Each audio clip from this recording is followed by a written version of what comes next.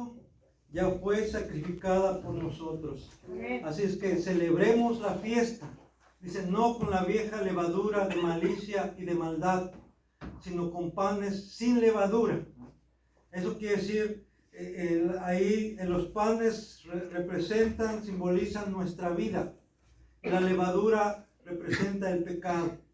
Tenemos que vivir una vida de santidad como lo estamos viendo en 1 de Pedro capítulo 1, que somos llamados a ser santos. Y dice el Señor, sed santos, ¿por qué?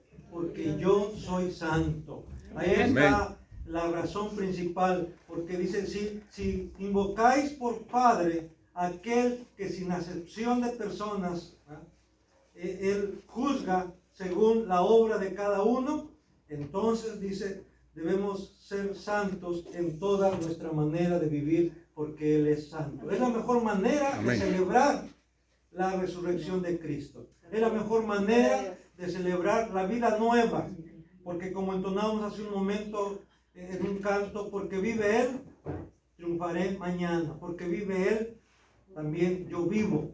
Nosotros vivimos, ¿por qué? Porque Él vive. Amén. Así que vivamos la vida nueva, vivamos conforme a la vocación con que fuimos llamados, dice la Escritura.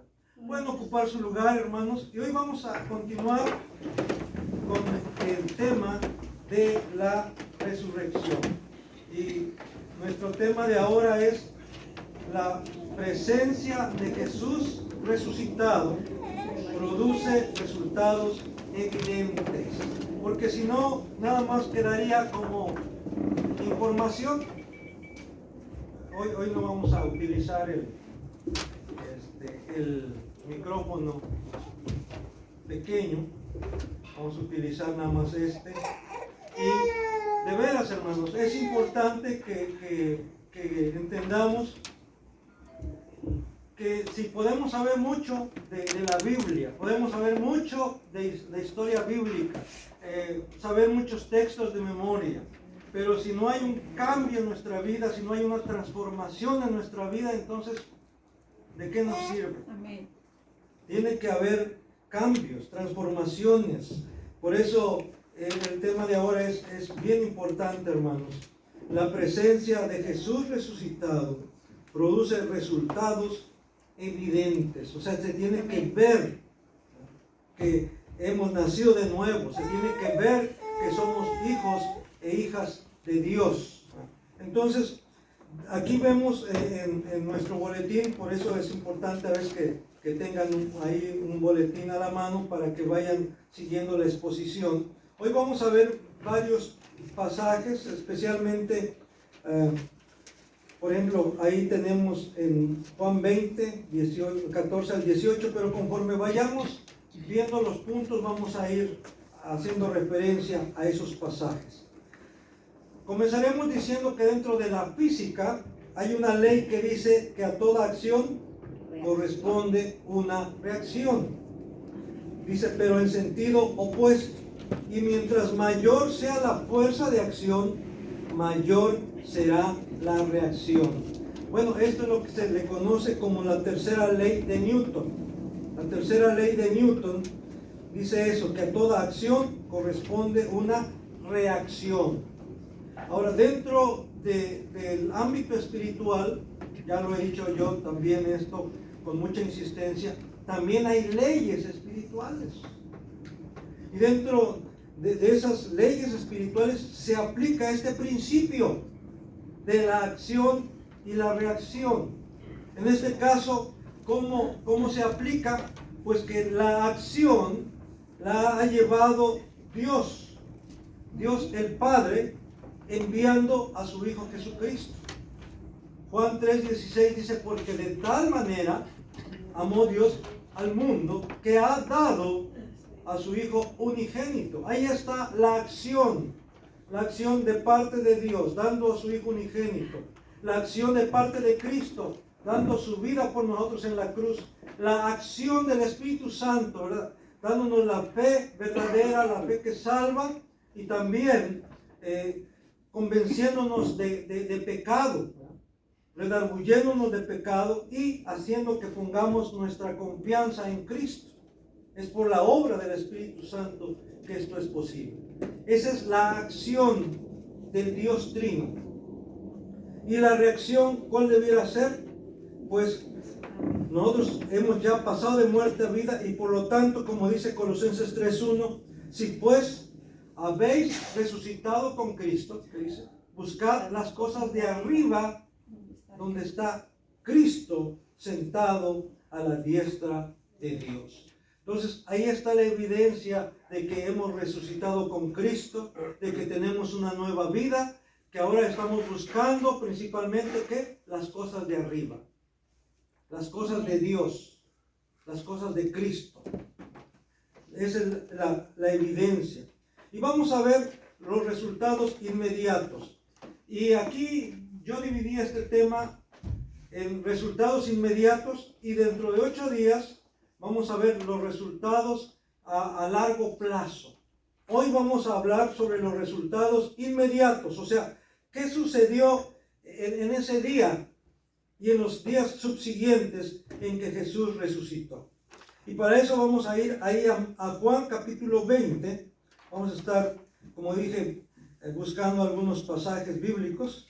Pero ahí en Juan capítulo 20, del versículo 14 al 18, vemos cómo hay un reconocimiento de Jesús por parte de María Magdalena. O más bien dicho, María Magdalena reconoce a Jesús. Dice ahí en Juan 20, del 14 al 18, dice, voy a omitir los versículos anteriores, usted puede buscarlo con tiempo en su casa. Cuando María llega al sepulcro, se da cuenta que el Señor no está, y luego vemos en el versículo 14, cuando había dicho esto, se volvió y vio a Jesús que estaba allí, mas no sabía que era Jesús. Jesús le dijo, mujer, ¿por qué lloras? ¿A quién buscas? Ella, pensando que era el hortelano, le dijo, Señor, si tú lo has llevado, dime dónde lo has puesto y yo lo llevaré. Jesús le dijo, María, o Miriam seguramente le dijo. Volviéndose ella le dijo, Raboni, que quiere decir maestro. Jesús le dijo, no me toques, porque aún no he subido a mi Padre, mas ve a mis hermanos y diles, subo a mi Padre y a vuestro Padre, a mi Dios y a vuestro Dios. Fue entonces María Magdalena para dar a los discípulos las nuevas de que había visto al Señor y que Él le había dicho estas cosas. Entonces aquí vemos cómo María estaba apesadumbrada, triste, destrozada por la muerte de su maestro, porque así le es maestro, rabí, raboni. Raboni es en arameo, rabí, maestro. Entonces, su dolor hasta cierto grado la enceguecía, ¿verdad? De tal manera que aunque Jesús se presenta delante de ella, no lo reconoce. Y aquí, hermanos, también tenemos que decir que realmente para que el hombre pueda reconocer a Jesús, quién es Jesús, necesita que Dios mismo le abra los ojos del entendimiento, que Dios mismo abra su mente y su corazón. De otra manera, nuestra mente, nuestro corazón estarán cerrados, aún nuestros ojos. De tal manera como dice a través del profeta Isaías, aún viendo no vean, aún oyendo no oigan. Eso es lo que produce el pecado, hermanos. Decíamos hace 8 días que el pecado insensibiliza, así como la lepra. Así como la lepra te insensibiliza, no sientes, pero tu carne se está deshaciendo, se está pudriendo, se está cayendo a pedazos, y no lo siente quien padece o quien padecía esa enfermedad de la lepra. Y así es el pecado. Quien está en pecado, llega un momento en que ya no se da cuenta, no lo siente, piensa que es normal aunque a veces le digan, piensan que los demás están mal, él está bien. Por eso vemos que aquí en este caso, ¿verdad? En el caso de María Magdalena, era el dolor la que la tenía así en esa situación. Y por eso, aunque Jesús se presenta delante de ella, no lo reconoce. Pero vemos que cuando le dice su nombre, cuando le dice Miriam, cuando le dice María, entonces le reconoce. Cuando Dios pronuncia tu nombre, cuando Dios te llama, así como llamó a Moisés, así como llamó a Samuel. ¿Recuerden? Y es curioso, a Moisés, Moisés, 2 veces. A Samuel, Samuel, 2 veces también. Porque a veces a la primera no oímos. Entonces tiene que haber un segundo llamado. Y ya al segundo llamado, si así no oímos, bueno, pues, a lo mejor Dios nos va a dar chance de un tercer llamado. Pero lo mejor es que respondamos al primer llamado. Y si no, al segundo. No esperemos la tercera llamada de parte del Señor, porque no sabemos cómo será esa tercera llamada. Por eso aquí le dice Miriam. Y volviéndose, versículo 16, ella le dijo Raboni, que quiere decir maestro. Ahí le reconoce que es su maestro, su Señor, ¿verdad? Aquel que la liberó. Dice, ella, algunos, aquí nada más entre paréntesis quiero mencionar, algunos han dicho que María Magdalena se dedicaba a la prostitución, pero no hay evidencia bíblica de que ella se dedicara a la prostitución. Ella fue liberada de 7 demonios, pero no se dedicaba a la prostitución. Y ella estaba agradecida con el Señor por esa libertad que le había dado.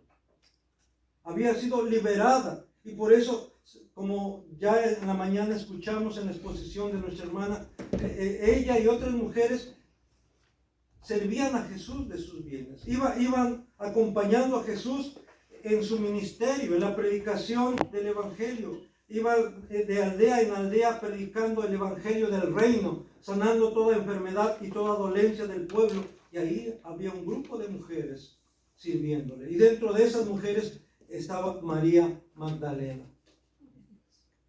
Así que vemos cómo Dios da oportunidad también a las mujeres. No solamente a los hombres, sino también a las mujeres para que les sirvan. Vemos también ahí en Mateo capítulo 28, versículo 8 al 10. Mateo 28, del versículo 8 al 10. Dice, entonces ellas, saliendo del sepulcro, con temor y gran gozo, fueron corriendo a dar las nuevas a sus discípulos. Y mientras iban a dar las nuevas a los discípulos, he aquí Jesús les salió al encuentro, diciendo, salve. Y ellas acercándose, abrazaron sus pies y le adoraron. Entonces Jesús les dijo, no temáis, id, da las nuevas a mis hermanos, para que vayan a Galilea y allí me verán. Esto sucedió ya muy temprano por la mañana, y vemos que cuando dice llegaron al sepulcro y la piedra estaba removida y se presentó un ángel ahí. Su vestido era blanco como la nieve, su aspecto era como de un relámpago. Y cuando las mujeres se acercan, les dice, no teman ustedes, porque yo sé que buscáis a Jesús, el que fue crucificado. No está aquí, ha resucitado como dijo. Ven el lugar donde fue puesto. Y ahí viene la comisión, por así decirlo, a las mujeres de ir y decir a los discípulos que Jesús había resucitado. Vemos entonces cómo reaccionan estas mujeres ante la presencia de Jesús resucitado, porque Él mismo se presenta delante de ellos, ahí en el versículo 9. Aquí Jesús les salió al encuentro. Esto, hermanos, refleja lo que sucede también en la vida espiritual, lo que sucedió en tu vida, lo que sucedió en mi vida. A veces decimos, yo busqué a Jesús. O le decimos a las personas, busca a Jesús. O ven a Jesús. Pero en realidad, hermanos, nos damos cuenta aquí y en otros pasajes de la Biblia que es Jesús quien toma la iniciativa. Que es Jesús quien te viene a buscar. Amén. Que es Jesús que te conoce y que sabe tus necesidades, que sabe la situación que estás pasando, por la que estás atravesando, que Él viene a ti. Sí, amén. Desde el huerto del Edén, hermanos, es Dios quien baja a buscar al hombre. Y de ahí es Dios quien viene a buscar a Abraham. Es Dios quien viene a buscar ¿a quién más podemos mencionar ahí? Sí, a Jacob. Y así sucesivamente, ¿verdad? Es Dios quien toma la iniciativa. Es Dios quien viene a buscar a Moisés. Es Dios quien viene a buscar a Gedeón. Es Dios quien viene a buscar a Saulo de Tarso. Es Dios quien te vino a buscar a ti, hermano, hermana. Es Dios quien vino a buscarme a mí. Es Cristo quien viene a tu encuentro, como vemos en el caso de las mujeres. He aquí Jesús le salió al encuentro y la saluda. Salve, era la manera de saludar en ese tiempo. Salve. Y ellas, acercándose, abrazaron sus pies y ¿qué? Y le adoraron.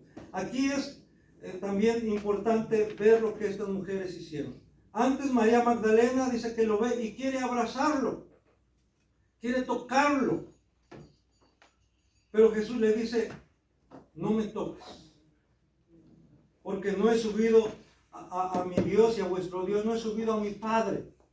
Así claramente, no me toques. La detiene. Pero en el caso de estas mujeres, dice que ellas se acercan y abrazan sus pies. No sabemos cómo María Magdalena quería abrazar a Jesús, pero él entendió que no era la mejor forma ni era el momento para ello. Y le dice, no me toques. No, ni siquiera le dice, no me abraces, no me toques. Pero a estas mujeres vemos que no solamente lo tocaron, sino que abrazaron, pero ¿qué? Sus pies. ¿Qué quiere decir esto? Que ellas cayeron postradas delante de él. Aún su madre, que iba dentro del grupo de las mujeres, aún ella cayó postrada a los pies de Cristo. Y en esa condición de postramiento, ¿qué? Por eso es que abrazan sus pies. No dice que abrazaron sus rodillas, no dice que abrazaron sus piernas, no dice que abrazaron su cintura. ¿Abrazaron qué? Sus pies. ¿Por qué? Porque estaban postradas delante de él. Y por eso Jesús aceptó ese abrazo. Y además de eso dice, ¿y qué? Y le adoraron. En una actitud de adoración. Esto es importante, hermanos, porque nosotros, entre nosotros, si hay confianza, ¿verdad? Entre esposos, si hay confianza entre padres e hijos, entre hermanos, entre amigos, podemos abrazarnos. Eso indica aprecio, indica confianza. Pero con Dios, hermanos, va más allá de la confianza, debe de ir más allá. Nuestra actitud hacia Él debe ir más allá de la confianza, del aprecio, debe ser ¿qué? Adoración. Porque Él no es igual a nosotros. Es verdad que Jesús se hizo carne y habitó entre nosotros. Es verdad que Jesús asumió la naturaleza humana, pero no es igual que nosotros. Así como un canto de Jesús Adrián Romero, no es como yo.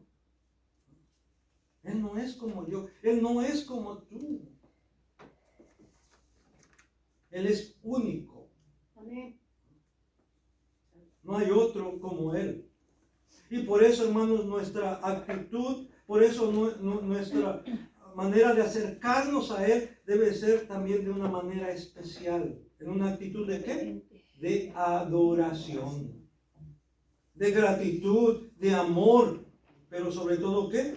De adoración, como lo hicieron estas mujeres. Manifiestan gozo también. Y esto es importante. Cuando estemos adorando, hermanos, hagámoslo con gozo. Que se manifieste ese gozo en nuestro rostro. En algunas iglesias, algunos hermanos, pues no solamente manifiestan el gozo en su rostro, sino hasta brincan, danzan. Bueno, nosotros sabemos que como iglesia presbiteriana, pues no hacemos eso. Pero hermanos, eso no nos impide que de alguna manera y de vez en cuando podamos manifestar nuestro gozo. Como hace un rato decía, si quieren acompañar con sus palmas, hagan, se puede hacer.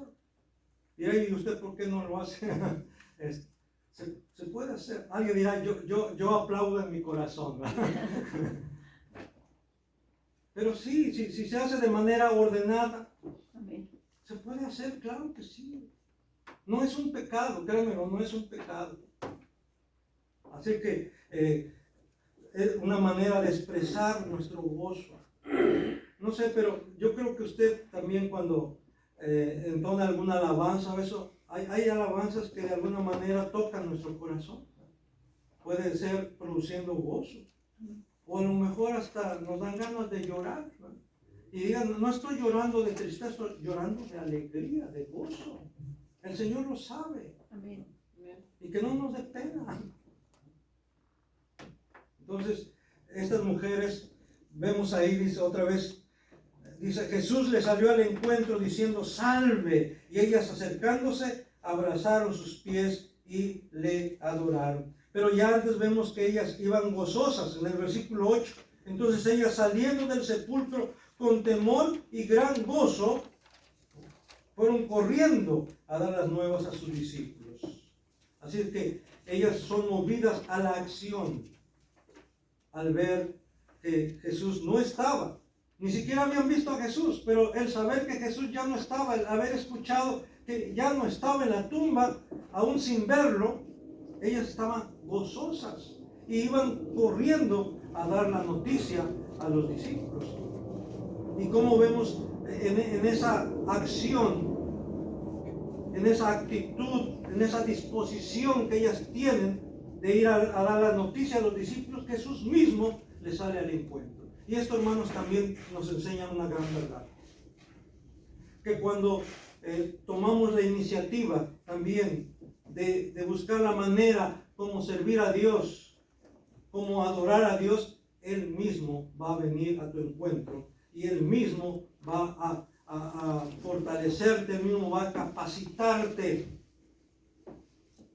Él mismo va a ayudarte para que puedas llevar a cabo eso que habías propuesto en tu corazón. Ese gesto, esa actitud, esa acción, Dios va a bendecir esa acción tuya. Dios va a bendecirte porque Él conoce tu corazón. Él sabe por qué lo estás haciendo, para qué lo estás haciendo. Así como Él sabía por qué lo estaban haciendo estas mujeres. Él mismo les sale al encuentro. También vemos en Lucas capítulo 24, Evangelio según San Lucas capítulo 24, versículo 30 al 32. Lucas capítulo 24, versículo 30 al 32. Aquí Jesús se une a los discípulos que van a Emaús, y ya vemos que, como dice ahí, y Jesús como que hizo que se iba de largo Y los discípulos le dijeron, quédate con nosotros, ya es tarde, quédate con nosotros. Y Jesús se queda ahí con ellos. Y estando ya ahí en la mesa, como vemos en el versículo 30, dice, y aconteció que estando sentado con ellos a la mesa, tomó el pan y lo bendijo, lo partió y les dio. Entonces, dice, entonces les fueron abiertos los ojos y le reconocieron, mas él se desapareció de su vista. Y se decían el uno al otro, ¿no ardía nuestro corazón en nosotros mientras nos hablaba en el camino y cuando nos abría las escrituras? Jesús, hermanos, Él quiere tener comunión con nosotros.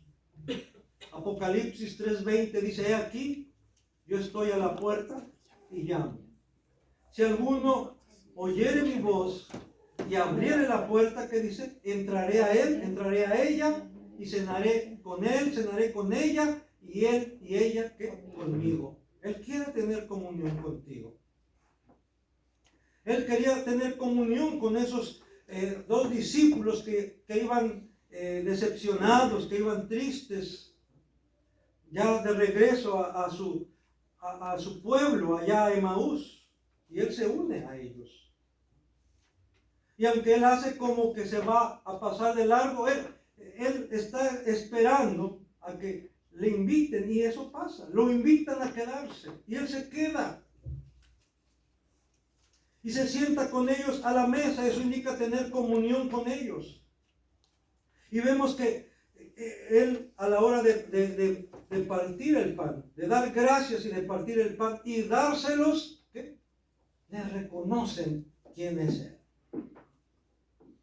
Es pues precisamente en esos momentos de comunión, Jesús quiere tener comunión contigo. Amén. Y Él quiere que le invites a tu vida, le invites a tu corazón, que tú también quieras tener comunión con Él, que tú quieras conocerle. Entonamos un canto que dice, quiero conocerte cada día más. ¿De veras? Amén. Entrar en tu presencia, ¿qué? Y adora. Y adorar. La mejor manera de conocerle es estando con Él. ¿Cómo conoces a una persona? ¿Cómo llegas a conocerla? Conviviendo con ella. Pues así también, ¿cómo puedes llegar a conocer a Cristo? Conviviendo con Él. Y esto es a través de leer su palabra, a través de la oración, a través de la alabanza. De esa manera tú puedes tener comunión con Cristo, y de esa manera tú puedes llegar a conocer. Él quiere, ¿verdad?, que le conozcas, que le reconozcas como lo hicieron estos discípulos. Pero es en esa comunión, en ese convivir, en ese dejar que se siente a tu mesa, que se siente en tu escritorio, que se siente, no sé, ahí a un lado de ti cuando estás preparando los alimentos, a un lado de ti cuando estás preparando tu clase, a un lado de ti cuando estás, no sé, haciendo tus proyectos. De esa manera es como podemos llegar a conocerle. Y aquí vemos que al momento de partir el pan, esto seguramente le recordó cuando allá en el aposento alto, cuando Jesús le había dicho a sus discípulos, cuánto he deseado comer con vosotros esta Pascua. Dice que tomó el pan, después de haber dado gracias, tomó el pan. Hoy vamos a participar de la cena del Señor. Tomó el pan y después de haber dado gracias lo repartió y lo dio a sus discípulos. Aquí vemos que al momento de partir el pan y al dárselo a los discípulos, reconocieron que era Jesús. Entonces, la presencia de Jesús resucitado produce emoción desbordante en dos de sus discípulos cuando les explicaba las Escrituras. Ellos mismos Dicen ahí en el versículo 32, y se decían el uno al otro, no ardía nuestro corazón en nosotros mientras nos hablaba en el camino y cuando nos abría las Escrituras. Hermanos, es lo que debe producir en nosotros también esa emoción cuando abramos las Escrituras. Amén. Cada vez que abramos las Escrituras, debemos tener esa sensación de decir, ¿qué me va a decir el Señor ahora? ¿De qué me va a hablar ahora? Y aunque ya conozcamos el pasaje bíblico, hermanos, Dios siempre va a tener algo nuevo que decirle. Eso pasa conmigo. Cuando yo a lo mejor hasta ya conozco el pasaje un poco de memoria, ¿verdad? Pero aún así cuando lo leo nuevamente, el Señor me dice algo nuevo. Entonces, nuestro corazón debe de entusiasmarse, debemos entusiasmarnos, hermanos, cuando leamos las Escrituras. No solamente lo hagamos por compromiso, por cumplir. Antes, y en algunas iglesias todavía se hace, aquí ya no lo hacemos, pero se hacía como un registro de ver cuántos capítulos leyó. Y a lo mejor le decía, 20. Caray. Y otro decía, ay hermano, hoy nada más me leí 10. O nada más me leí 2. Y no sé, ¿verdad? Yo no quiero decir, bueno, pues para salir el paso, no, a veces nomás le decían así con su dedito, ¿verdad? O sea, no debemos leer nomás por cumplir, por compromiso, para que, o que a la hora de que me pregunten cuántos capítulos leí, pues no que digan ninguno, ¿verdad? Aunque sea uno. No, debemos leer la Escritura, ¿por qué? Porque nuestra vida espiritual depende de ella. Amén. Este es el pan espiritual. Y si no nos alimentamos de este pan espiritual, entonces nuestro espíritu va a estar desnutrido. Y van a venir las pruebas, van a venir los problemas, van a venir las tentaciones. Y si nuestro espíritu está débil, va a ser derrotado fácilmente. Vamos a caer fácilmente. ¿Por qué? Porque estamos débiles espirituales. Y el enemigo, hermanos, que tenemos es poderoso. No más poderoso que Cristo, por supuesto, ¿verdad? No más poderoso que nuestro Dios, pero sí es poderoso, hay que admitirlo. Y si nosotros estamos débiles, pues nos va a derrotar fácilmente. O como dirían, pues nos va a dar una revolcada. Por eso tenemos que fortalecernos en el poder de su fuerza, y la manera de fortalecernos en el poder de su fuerza es por medio de su palabra, por medio de la oración y por medio de la adoración a Él. Ahí mismo en Lucas capítulo 24, ahora del versículo 33 al 35, dice, y levantándose en la misma hora, ya era noche, le dijeron a Jesús, ya es noche, ya es muy tarde, quédate con nosotros. Y Jesús se queda. Y luego, aunque después se desaparece, pero Él se queda. No sabemos a qué horas eran, pero ya era tarde, ellos mismos lo admiten. Versículo 33, y levantándose en la misma hora, ¿qué dice? Volvieron a Jerusalén y hallaron a los 11 reunidos y a los que estaban con ellos, que decían, ha resucitado el Señor verdaderamente y ha aparecido a Simón.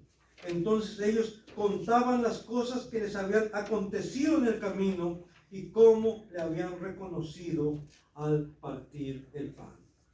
Decían, ya era tarde, ya era noche. Y en esos lugares, hermanos, era peligroso andar en la noche. Así como ahora hay lugares en donde es peligroso andar en la noche. Pero ¿qué dice aquí? A esa hora.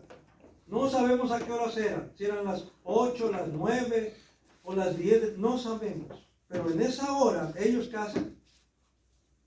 Se regresan a Jerusalén. Porque venían de Jerusalén a Emaús.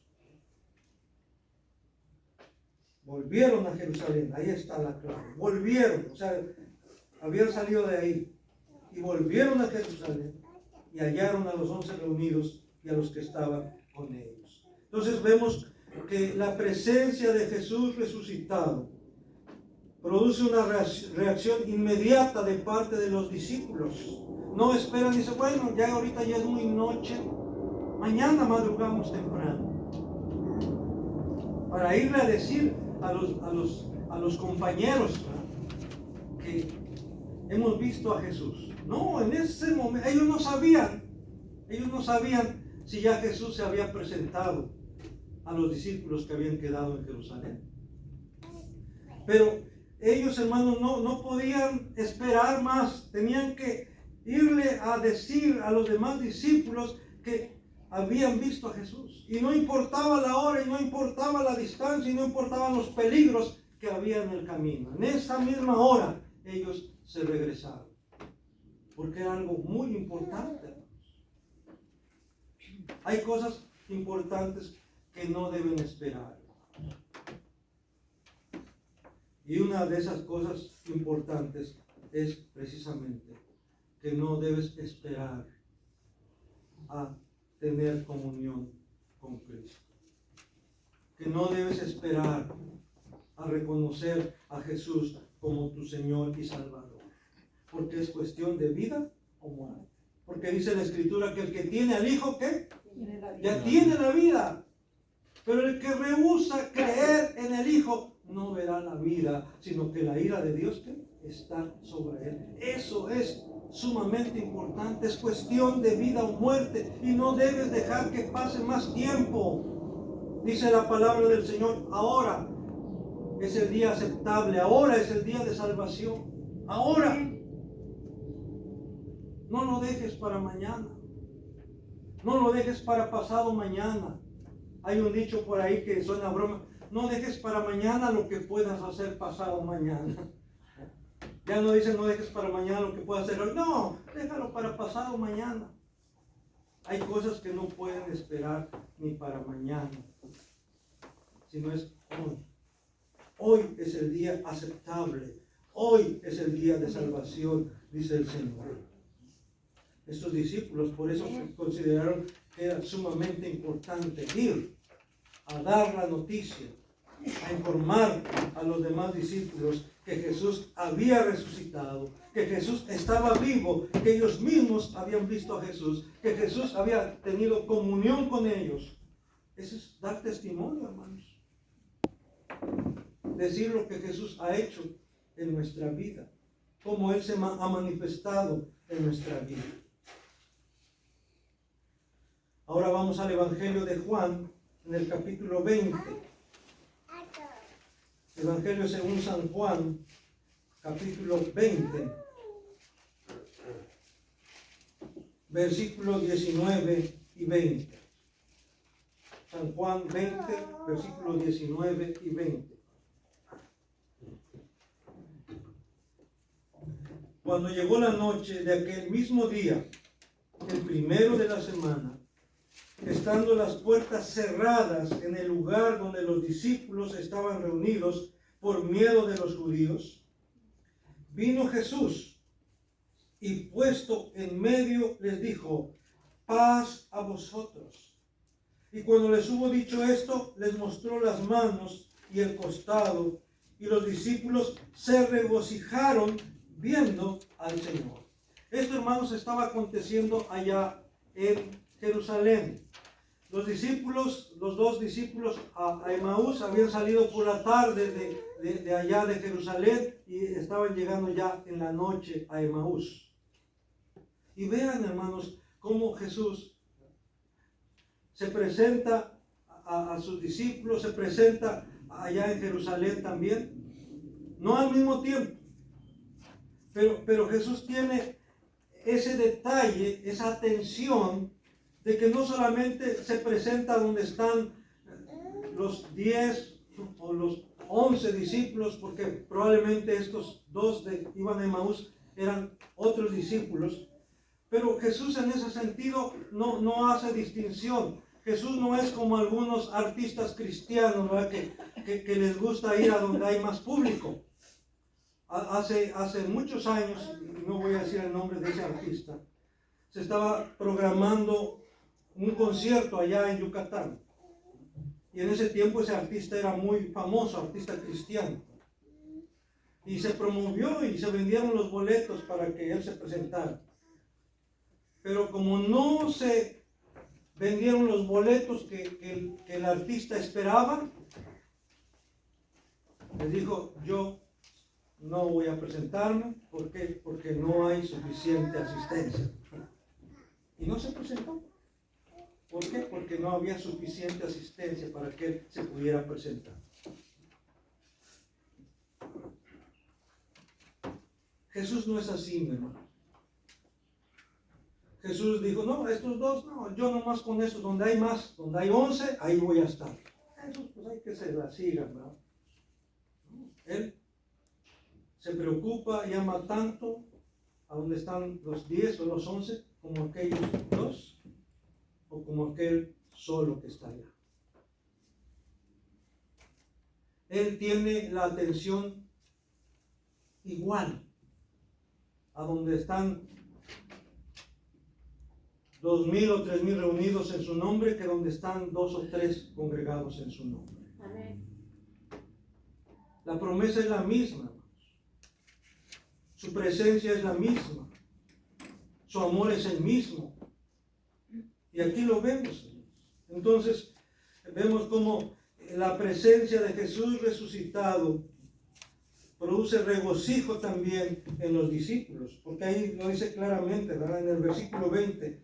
Y los discípulos se regocijaron viendo al Señor. ¿Qué produce el saber que Jesús ha resucitado en ti? ¿Qué produce? Gozo. ¿Qué más? Paz. Confianza. Sí, eso y más debe producir el saber que Jesús ha resucitado, como también cantábamos, porque vive Él, triunfaré mañana, porque vive Él, no hay temor. Yo sé que un día el río cruzaré, es una manera de decirlo. Yo sé que un día yo voy a dejar este cuerpo corruptible, este cuerpo mortal. ¿Para qué? Para que se vista de inmortalidad. Voy a dejar esto corruptible para que un día esto se vista de incorrupción. ¿Cuándo será eso? Cuando el Señor venga.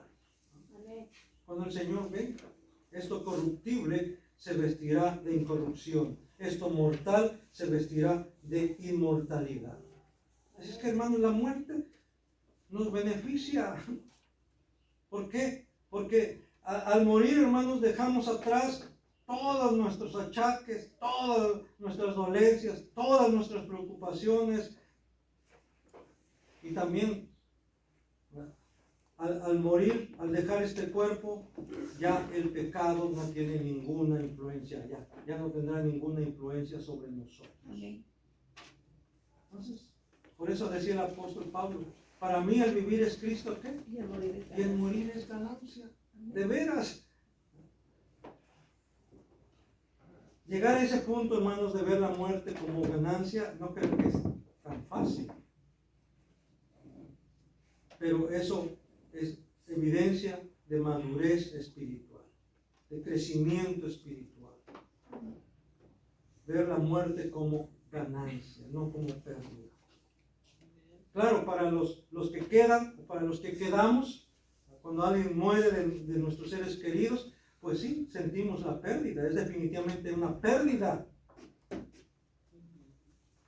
Pero para quien murió siendo creyente, es ganancia.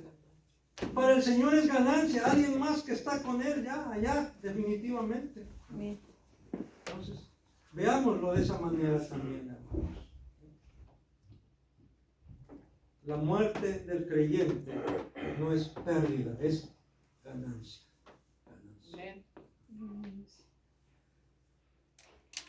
Seguimos ahora ahí mismo en Juan 20, versículo 19. Vamos nada más viendo algunos versículos. Versículo 19 de Juan 20 dice: cuando llegó la noche de aquel mismo día, el primero de la semana, estando las puertas cerradas en el lugar donde los discípulos estaban reunidos por miedo a los judíos. ¿Dónde estaban los discípulos? Encerrados, como dicen por ahí, en 4 paredes, bien atrancadas las puertas y las ventanas, ¿verdad? Por miedo a los judíos. Vino Jesús y puesto en medio les dijo: paz a vosotros. Y luego en el versículo 21, entonces Jesús les dijo otra vez que paz a vosotros. ¿Qué es lo que más necesitaban los discípulos en esa hora, en esas circunstancias? Paz en su corazón. Paz, tranquilidad, confianza. Paz a vosotros. Y luego en el versículo 26 de aquí, de este mismo pasaje: 8 días después estaban otra vez sus discípulos dentro y con ellos Tomás. Llegó Jesús, estando las puertas cerradas. Fíjense, aún ya habían visto a Jesús. Jesús ya les había dicho paz a vosotros 2 veces, en 2 ocasiones. Y aún así, todavía ellos tenían miedo. Por eso dice, 8 días después, estaban otra vez sus discípulos dentro y con ellos Tomás. Llegó Jesús estando las puertas cerradas y se puso en medio de ellos y les dijo que paz a vosotros. Hermanos, la presencia de Jesús resucitado produce ¿qué? Paz, confianza. En nuestra mente, hermanos, a veces hay una tormenta, hay muchas cosas que están en nuestra mente. Sea planes que tenemos, sean pendientes que tenemos, proyectos, sean preocupaciones. Dios sabe lo que hay en tu mente, Dios sabe. Y Él quiere que te tranquilices. Quiere que pongas en orden tus pensamientos. Él quiere que haya paz en tu corazón, que haya paz en tu vida, para que puedas tomar buenas decisiones en la vida. Porque cuando en nuestra mente hay mucha confusión, hermanos, no podemos tomar buenas decisiones, no podemos tomar las mejores decisiones. Por eso Él quiere que haya paz. Y la única paz verdadera, la única paz que vale la pena es la que Cristo da. Mi paz os dejo, dice el Señor, mi paz les doy. No se las doy como el mundo la da. No se turbe su corazón, dice el Señor en Juan 14. Creen en Dios, crean también en mí, dice el Señor.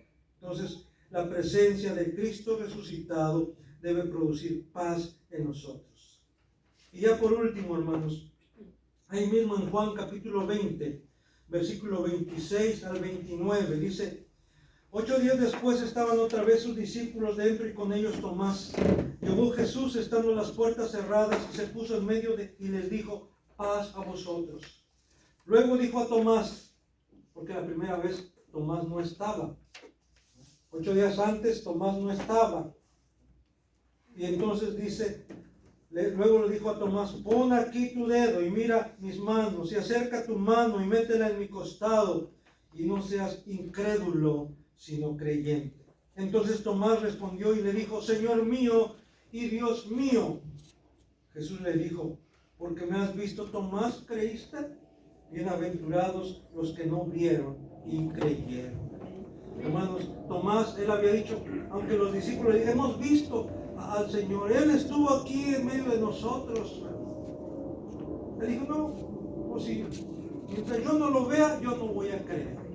Mientras yo no meta mi dedo en la herida de los clavos en sus manos, mientras yo no meta mi mano en la herida de su costado, yo no voy a creer. Así, con esa actitud, con esa apatía, con esa indiferencia.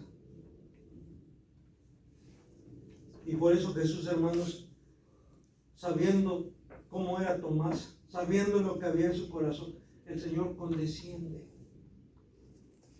No tenía por qué hacerlo Jesús, pero Él condesciende por amor a Tomás, porque a Él también, hermanos, no solamente las personas que son fáciles de influenciar, sino aún las difíciles de influenciar, como Tomás. Aún el Señor ama a esas personas. Amén. Difíciles de convencer. Tú no los vas a convencer, pero el Señor sí lo va a hacer. Amén. Y aquí vemos cómo Jesús mismo tiene que venir para convencer a Tomás, porque los demás discípulos no lo podían convencer. Pero el Señor viene a él. Y llega el punto en que Tomás tiene que admitir y decir, Señor mío, ¿qué? Y Dios mío.